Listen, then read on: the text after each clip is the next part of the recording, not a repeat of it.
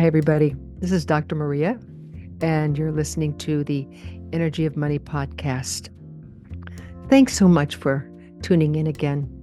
I appreciate the time that you take to be with this material. And it's my pleasure to be able to do this every week. So this week, I'm going to be talking about the comfort of community.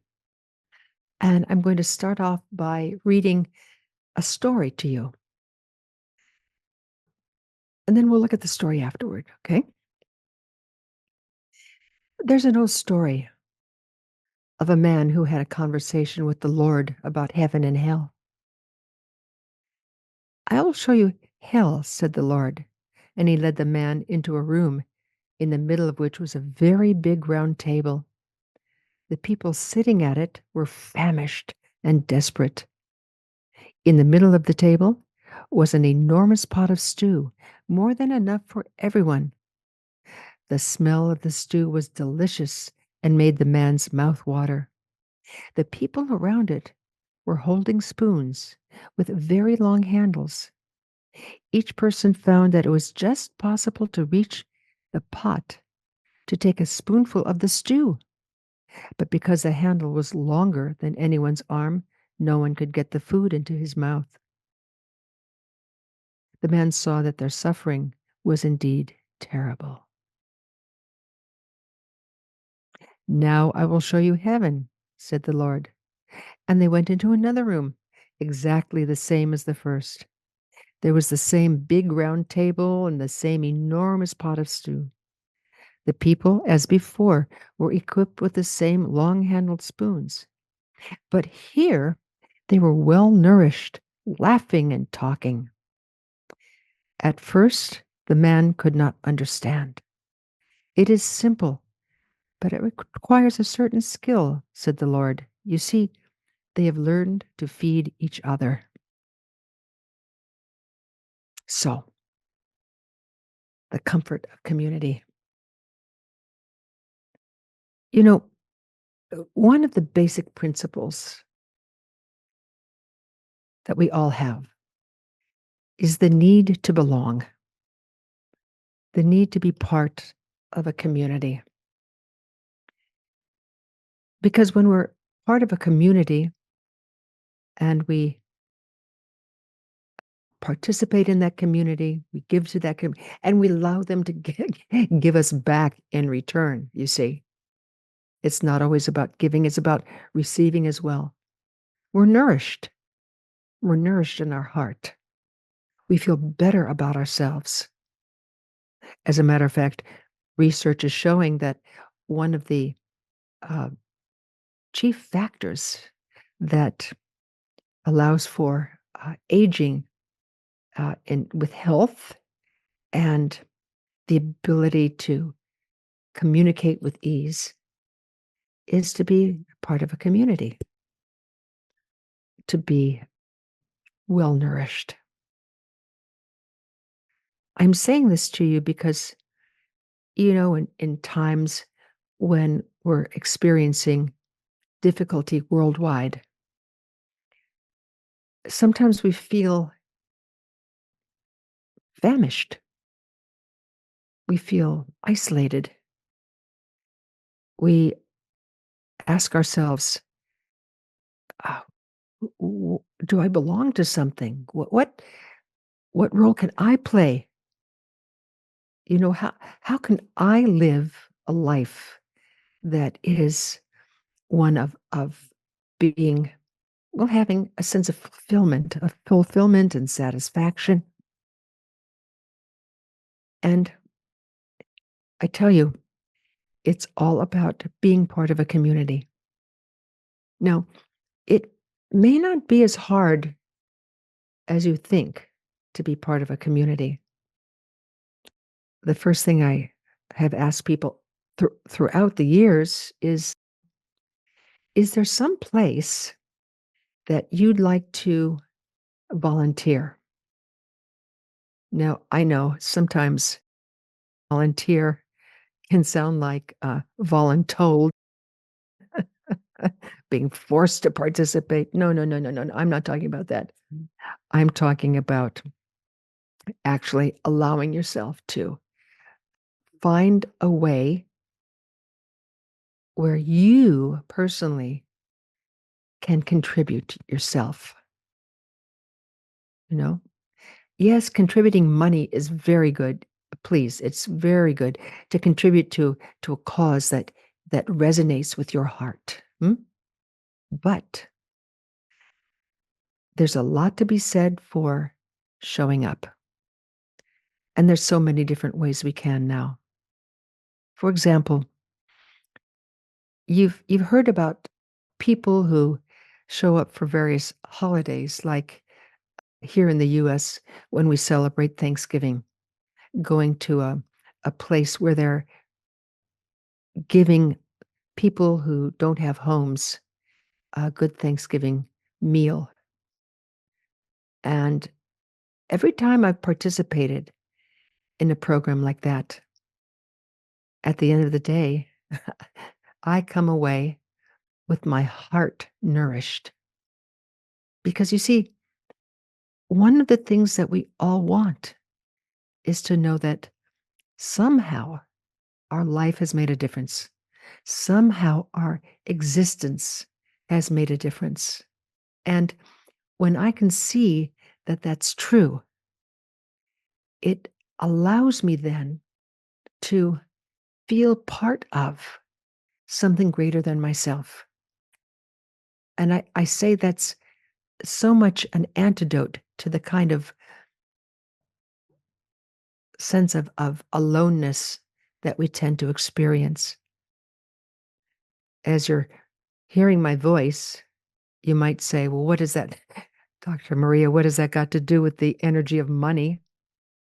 Well, you know, money and donating that energy is a good thing.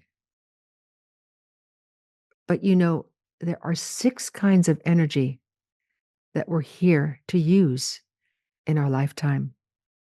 There's the energy of money, the energy of time, the energy of physical vitality, the energy of creativity, the energy of enjoyment, and the energy of relationship. I'm talking today mostly about the energy of relationship. So, what would it be like for you to discover a place in your community where your presence would make a difference? It could be a place where they feed people in your community.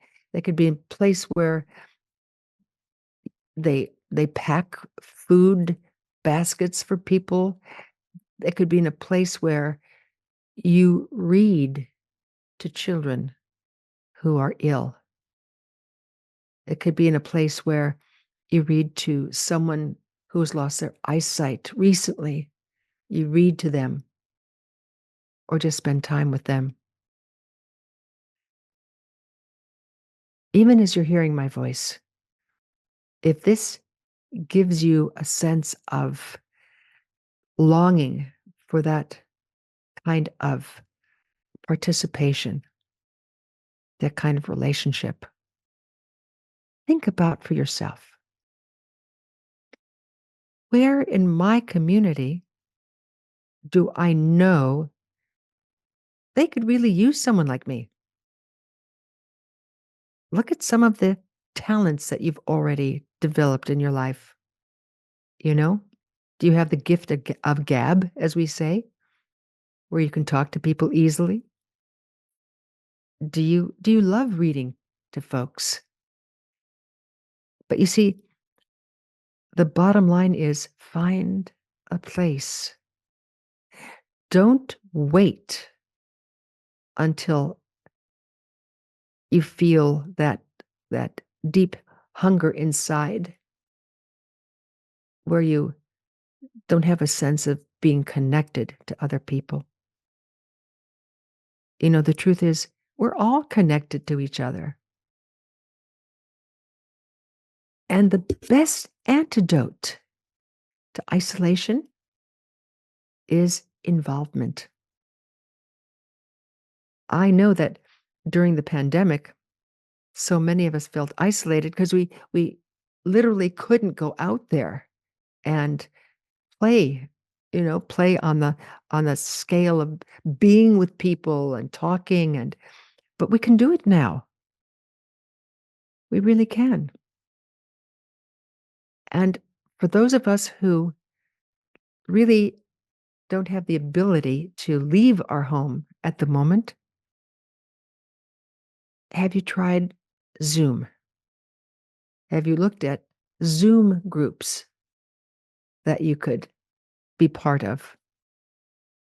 Something even as simple as a book study club where you read a book and every week or every other week you meet with the same group of people and discuss what the book was all about. My great aunt Anna, who died when she was 99 years old, up to the point where she was 94 or 5, she had a group that she met with. They had met with each other for about 45 years. They were called the Blah Blah Club. And it was a group of people who, throughout the years, would meet every couple of weeks in different people's homes and discuss the issues of the day. And I tell you something, my Aunt Anna,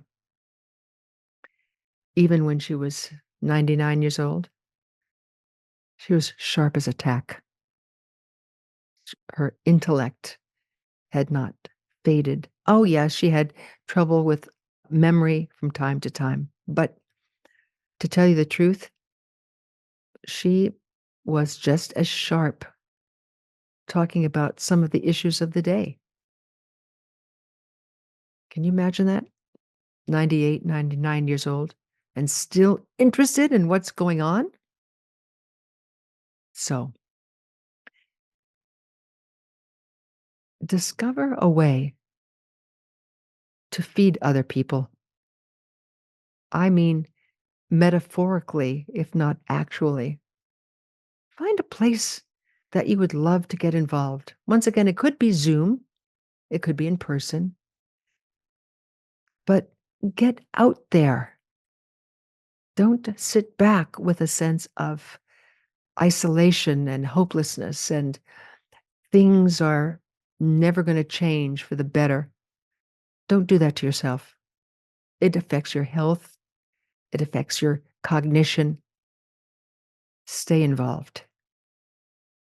And so, this is Dr. Maria with a very brief message that I hope reaches you inside of your heart. Okay? Get involved because there is comfort in being part of a community. That's what we were designed for. We were not designed to be isolated. So, I'll talk to you next time. By then, I hope you have become a member of a community, okay? So, right now, this is Dr. Maria saying goodbye for now. Take care.